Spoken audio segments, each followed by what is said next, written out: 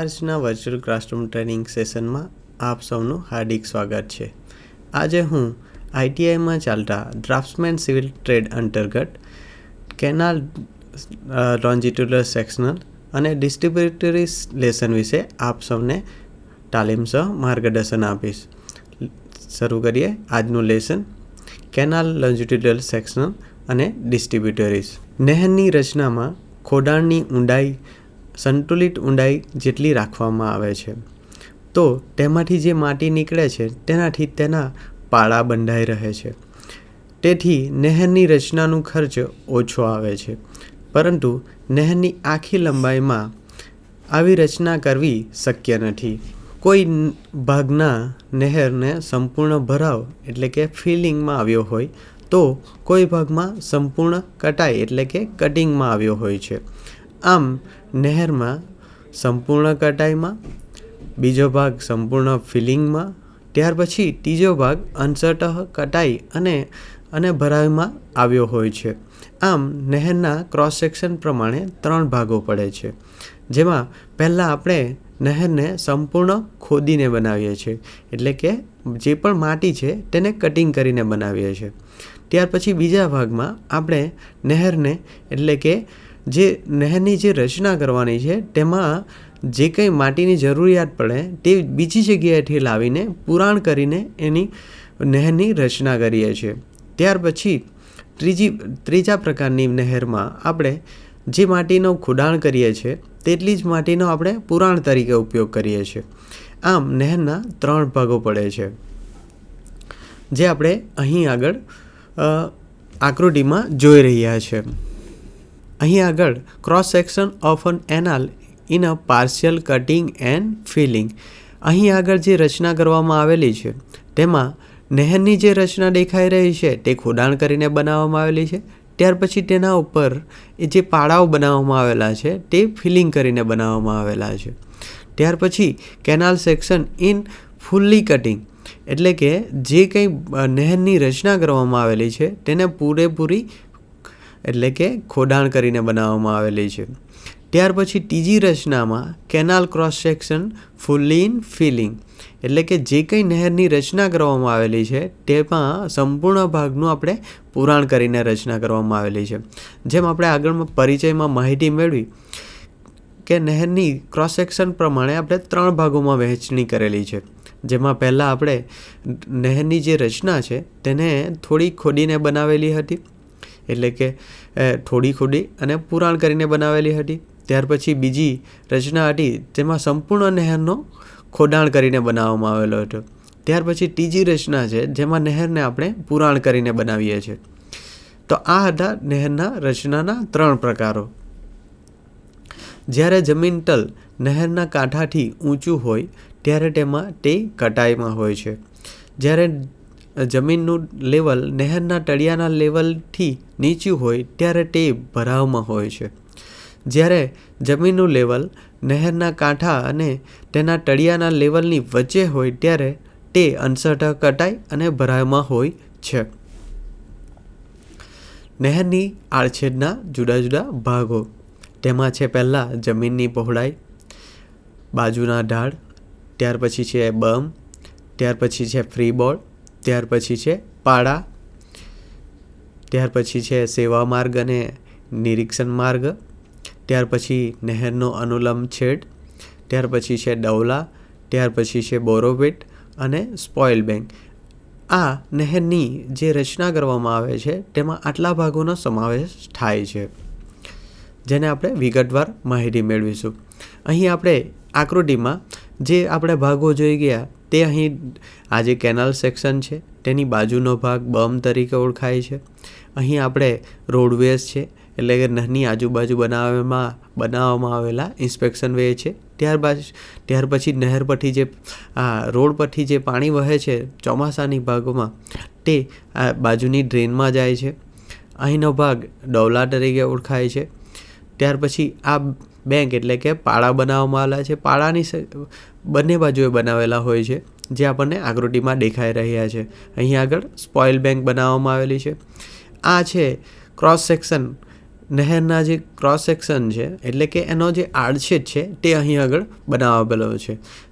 ચાલો નહેરના જે આડછેદો છે જેની વિગતવાર આપણે ચર્ચા કરીએ. પહેલાં આવે છે જમીનની પહોળાઈ. નહેરના આડછેદની રચના માટે જોઈતી જમીનની પટ્ટીની પહોળાઈને જમીનની પહોળાઈ કહેવામાં આવે છે. નહેરની રચના માટે કાયમ માટે જેટલી જમીનની પટ્ટીનું સંપાદન કરવામાં આવે છે તેની પહોળાઈ કાયમી જમીનની પહોળાઈ કહેવામાં આવે છે. નહેરના એક કાંઠાના બહારના ભાગથી બીજા કાંઠાના બહારના ભાગ આગળ સુધીના અંતરને તેમાં નીકો, વૃક્ષો ઉગાડવા માટેની જોઈતી જમીન, બધી વસ્તુઓ ઉમેરતા જે જમીન મળે છે તેને જમીનની પહોળાઈ કહેવામાં આવે છે. નહેરની રચના ચાલતી હોય ત્યારે સાધન સામગ્રી માટે, યંત્રો રાખવા માટે તથા બોરોપીટ માટે જોઈતી થોડી વધારાની જમીન પહોળાઈને હંગામી જમીન પહોળાઈ કહેવામાં આવે છે. આ જમીનનું હંગામી ધોરણે સંપાદન કરવામાં આવે છે. નહેરકામ પૂર્ણ થયે આ જમીન તેના મૂળ માલિકોને પરત કરવામાં આવે છે.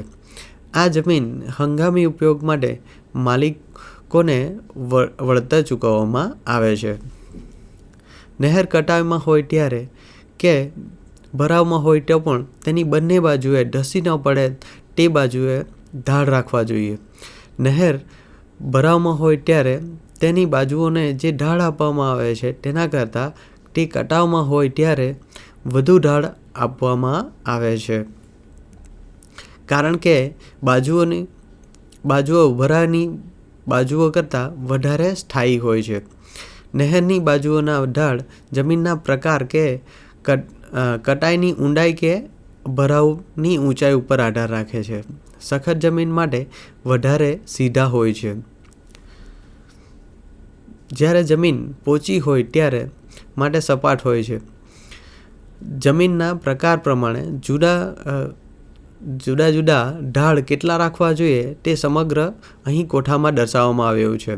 અહીં આગળ આપણને જમીનનો પ્રકાર દેખાઈ રહ્યો છે, તેની બાજુમાં એનો કેટલો આપવાનો ઢાળ હોય તે દેખાઈ રહ્યો છે. જ્યારે જમીન ભરાવમાં હોય ત્યારે કેટલો ઢાળ આપવો તે અહીં બતાવવામાં આવી રહ્યું છે.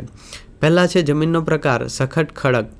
જ્યારે ખડકવાળી જમીન હોય ત્યારે જમીનનો જે કટાઈ હોય ત્યારે તેનો ઢાળ 1/8 થી 1/4ની જેમ 1 રાખવામાં આવે છે. જ્યારે પોચો ખડક હોય ત્યારે 1/4 થી 1/2 થી 1 જેમ 1 રાખવામાં આવે છે. સખત અને ચીકણી માટી હોય કે ગ્રેવલ હોય ત્યારે 3/4 થી 1 જેમ 1 રાખવામાં આવે છે. તે જ વખતે ભરાવમાં જમીન હોય ત્યારે 1.5 જેમ 1 જેટલો ઢાળ રાખવામાં આવે છે. પોચી અને ચીકણી માટી કે કાપની માટી હોય ત્યારે ઢાળ 1:1ના પ્રમાણમાં રાખવામાં આવે છે. ત્યારે જ એ જ વસ્તુ ભરાવમાં હોય ત્યારે 1.5 થી 2 જેટલો 1ના પ્રમાણમાં રાખવામાં આવે છે. રેતાળ જમીન હોય ત્યારે 2:1 અને 2 થી 3ના જેમમાં 1 પ્રમાણમાં રાખવામાં આવે છે. નહેરમાં કાપવાળી પાણી વહેતું હોય તો અમુક સમય પછી કાપ જમીનની બાજુઓના ઢાળમાં 1:2ના પ્રમાણમાં બની જતા હોય છે. તેથી નહેરની વહન શક્તિ શોધતી વખતે તેની રચનાની ગણતરી કરવામાં આવે ત્યારે તેનો ઢાળ 2:1ના પ્રમાણમાં ગણતરી કરવામાં આવે છે. બાજુઓનો ઢાળ અહીં આગળ આપણને આકૃતિમાં દેખાઈ રહ્યો છે. પહેલાં આપણે જ્યારે નહેરની રચના કરવાની હતી ત્યારે જે જમીન રચના કરેલી હતી ત્યારે આપણે 2:1ના પ્રમાણમાં ઢાળની રચના કરેલી હતી. પણ સમગ્ર જગ્યામાંથી પાણી વહેતા જે કાપ ઘસડાઈ આવે છે તેના કારણે આ ઢાળ ઓછો થતો જાય છે અને ફાઇનલ આ પ્રકારના આપણને રચના દેખાય છે, જે આપણે આગળની થિયરીમાં પણ જોયું. જે સમય જતાં 1:1ના પ્રમાણમાં અને અડધાના પ્રમાણમાં 1 જેટલો બની જતો હોય છે. ત્યાર પછી છે બમ. નહેરના પાળાની અંદરના કિનારાના પદાગ્ર એટલે કે ટો આગળ અને કટાઈની ઉપલી ધાર વચ્ચેના જમીન તલને જે સાંકડી પટ્ટી રાખવામાં આવેલી હોય છે તેને બમ કહેવામાં આવે છે. નહેરોમાં થોડા વર્ષોમાં કાપ જામી જાય અને બાજુઓના ઢાળ 0.5:1 જેટલા બને છે, તેથી જમીન તલથી ઊંચે ઉઠે છે અને પૂર્ણ પ્રડાય લેવલ સુધી પહોંચે છે, તેથી પહોળાઈ પણ વધે છે. બમ સંપૂર્ણપણે બની રહે છે. તેના હેતુઓ નીચે પ્રમાણે છે. બમના લીધે નહેરની બાજુઓ ઉપર કાપ જલ્દી જામે છે, આથી તે મજબૂત બને છે, તેથી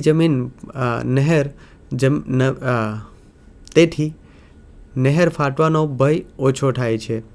આ કાપ અછિદ્રાળુ પડ બનાવતો હોવાથી નહેરમાંથી થતું પાણીનું સ્રવણ અને અવશોષણ ઘટે છે. પાળાઓમાંથી ધોવાઈને આવેલી માટી અને બીજી વસ્તુઓ સીધી નહેરમાં ન જતા બમ ઉપર અટકી પડે છે, તેથી નહેરના પ્રવાહમાં અવરોધ થતો નથી. તેઓને લીધે ભવિષ્યમાં નહેરને પહોળી કરવાનું શક્ય બને છે. બમના લીધે નહેરના પાળાઓનું મોજાઓથી થતું ધોવાણ અટકે છે.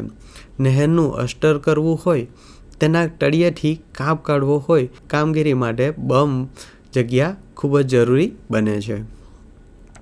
બમ ઉપર બોરોપીટ બનાવી પાળા બાંધવા માટે જરૂરી માટી મેળવી શકાય છે. આ બોરોપીટ થોડા વર્ષોમાં કાપથી ભરાઈ જાય છે અને તેથી બમ ઉપર ખાડા રહેતા નથી. કેટલીક વખતે તો વધારાના તપાસ માર્ગ તરીકે પણ બમની ન્યૂનતમ સપાટીનો ઉપયોગ કરી શકાય છે. બમની ન્યૂનતમ પહોળાઈ નીચેના કોઠામાં આપેલી છે. જ્યારે પ્રવાહ દર, અહીં આપણે કોઠામાં પ્રવાહ દરની સંખ્યા અને ત્યાર પછી બમની પહોળાઈ આપણને બતાવવામાં આવેલી છે. જો નહેરમાં 4.25 ક્યુમેક જેટલો પ્રવાહ વહેતો હોય તો બમની પહોળાઈ 0.6 પ્લસ હાફ પૂર્ણ પ્રડાય સપાટી જેટલો રાખવામાં આવે છે. જ્યારે નહેરમાં 4.25 થી 28 ક્યુમેક જેટલો પ્રવાહ વહેતો હોય તો બમની પહોળાઈ 1.25 મીટર પ્લસ 1/2 પૂર્ણ પ્રડાય લેવલ જેટલી રાખવામાં આવે છે. જ્યારે નહેરમાં 28 ક્યુમેકથી વધારે પ્રવાહ વહેતો હોય ત્યારે 1.25 પ્લસ પૂર્ણ પ્રડાય લેવલ ભાગ્યા 28 પ્લસ 1/2 જેટલી પૂર્ણ પ્રડાય સપાટી જેટલી રાખવામાં આવે છે. જુદા જુદા પ્રવાહના પ્રમાણમાં આપણે બમની જે પહોળાઈ છે તે આના ઉપરના સૂત્રોના મદદથી આપણે ગણી શકીએ છીએ. ત્યાર પછી છે ફ્રીબોર્ડ. નહેરમાં પાણીના લેવલમાં થતી વધઘટ કે મોજાઓથી પાણીમાં પાળા ઉપરથી વહે નહીં તે માટે ફ્રીબોર્ડ રાખવામાં આવે છે. પાળાનું મથાળું અને પૂર્ણ પ્રડાય સપાટી વચ્ચેના ઉર્ધ્વાધર અંતરને ફ્રીબોર્ડ કહેવામાં આવે છે. ફ્રીબોર્ડ કેનાલની સાઇઝ ઉપર આધાર રાખે છે. સામાન્ય રીતે નીચેના કોઠામાં બતાવ્યું છે તે પ્રમાણે ફ્રીબોર્ડ રાખવામાં આવે છે. અહીં આગળ ફ્રીબોર્ડની જે ગણતરી છે તે દર્શાવવામાં આવેલી છે. નહેરમાં એનો જે પ્રવાહ દર છે ક્યુમેકમાં દર્શાવવામાં આવ્યો છે. ત્યાર પછી ફ્રીબોર્ડની સપાટી મીટરમાં દર્શાવવામાં આવેલી છે. જ્યારે નહેરમાં 1 થી 5 ક્યુમેક જેટલો પ્રવાહ દર વહેતો હોય તો ફ્રીબોર્ડની સપાટી 0.5 મીટર જેટલી રાખવામાં આવે છે. જ્યારે નહેરમાં 5 થી 10 ક્યુમેક જેટલો પ્રવાહ વહેતો હોય ત્યારે ફ્રીબોર્ડની સપાટી 0.6 જેટલી રાખવામાં આવે છે. જ્યારે નહેરમાં 10 થી 30 ક્યુમેક જેટલો પ્રવાહ દર વહેતો હોય તો ફ્રીબોર્ડ 0.75 મીટર જેટલું રાખવામાં આવે છે. અને અંતિમ જ્યારે મોટી નહેરો 30 મીટરથી લઈને 150 ક્યુમેક જેટલો પ્રવાહ દર વહેતો હોય ત્યારે ફ્રીબોર્ડ 0.9 મીટર જેટલું રાખવામાં આવે છે. ફ્રીબોર્ડના આધારે આપણે એ જાણી શકીએ છીએ કે આપણે આપણા નહેરની જે કેપેસિટી છે તે 1 થી 5 ક્યુમેક સુધીની છે અને એની ઉપર આપણે ફ્રીબોર્ડ જેટલી એટલે કે નહેર એટલી ઊંચી બનાવવામાં આવેલી છે એવું આપણને સાબિત થાય છે. ત્યાર પછી છે બેંક્સ. પાળાનું મુખ્ય કાર્ય પાણીને નહેરમાં રાખવાનું છે. તેથી તેમણે જમીનતલ ઉપરના પાણીના દબાણની સામે ટકી રહેવાનું છે. નહેર સંપૂર્ણપણે ભરાવમાં હોય તો સંતૃપ્ત રેખાની ઉપર ઓછામાં ઓછું 0.5 મીટર જેટલું આવરણ આવે છે. તે પ્રમાણે તેની પહોળાઈ રાખવી જોઈએ. આ પાળા તપાસ માર્ગ તરીકે પણ વાપરવામાં આવે છે. ત્યાર પછી છે સર્વિસ માર્ગ અને ઇન્સ્પેક્શન રોડ. નહેરની યોજનાના કાર્યક્ષમ સંચાલન અને નિરીક્ષણ અને નિભાવ માટે તેના ગમે તે ભાગ ઉપરથી ઝડપથી અને સહેલાઈથી પહોંચી શકાય તે માટે યોગ્ય માર્ગનો પ્રબંધ કરવો અનિવાર્ય છે. આવા માર્ગને કેનાલ રોડ કહે છે. મોટી નહેરોની બંને બાજુએ જે માર્ગ બનાવવામાં આવે છે તેને ઇન્સ્પેક્શન માર્ગ કહેવામાં આવે છે. જ્યારે નાની નહેરોની એક બાજુએ જ માર્ગ બનાવવામાં આવે છે. જ્યારે નહેરની બંને કાંઠે માર્ગ બનાવવામાં આવે ત્યારે પાણીના પ્રવાહની દિશામાં મોં રાખીને ઊભા રહેતા ડાબી તરફના કાંઠા ઉપર બનાવેલ માર્ગને નિરીક્ષણ માર્ગ કહે છે. ત્યારે જમણી બાજુના કાંઠા ઉપર બનાવેલ માર્ગને સર્વિસ રોડ એટલે કે સેવા માર્ગ કહે છે. આ માર્ગનો ઉપયોગ નહેરની જાળવણી અને સમારકામ માટે જરૂરી સાધન સામગ્રીની હેરફેર કરવા તથા વાહન વ્યવહાર માટે કરવામાં આવે છે. જ્યારે નહેર ઉપર એક જ માર્ગ બનાવવામાં આવે છે ત્યારે તે ડાબી બાજુના કાંઠે બનાવવામાં આવે છે.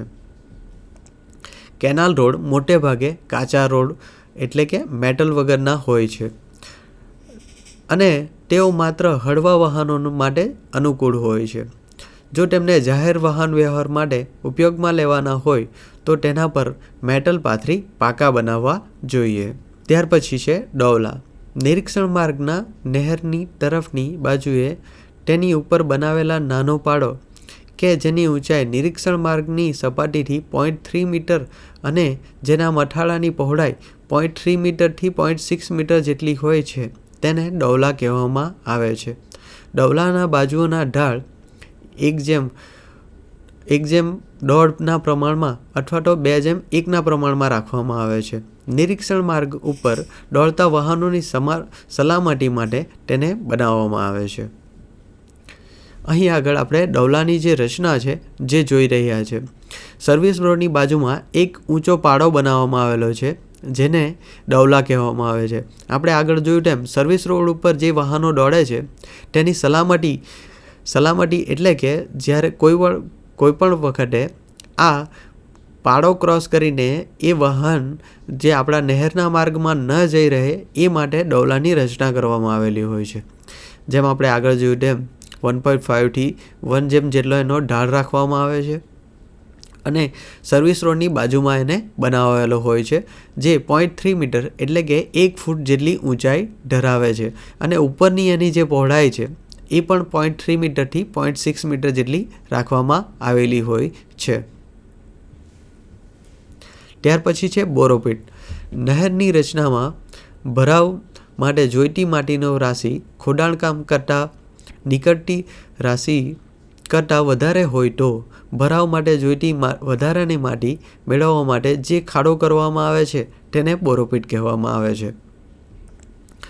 જો આવો ખાડો નહેરની બહારની બાજુ ખોદવામાં આવે તો બહારનો બોરોપીટ કહેવામાં આવે છે અને નહેરની અંદરની બાજુ ખોદવામાં આવે તો તેને ઇન્ટરનલ બોરોપીટ એટલે કે અંદરનો બોરોપીટ કહેવામાં આવે છે.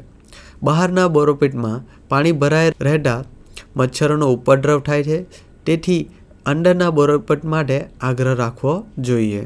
અંદરના બોરોપીટ થોડા વર્ષોમાં કાંપથી ભરાઈ જાય છે અને નહેરનું તળિયું એક સરખું બને છે.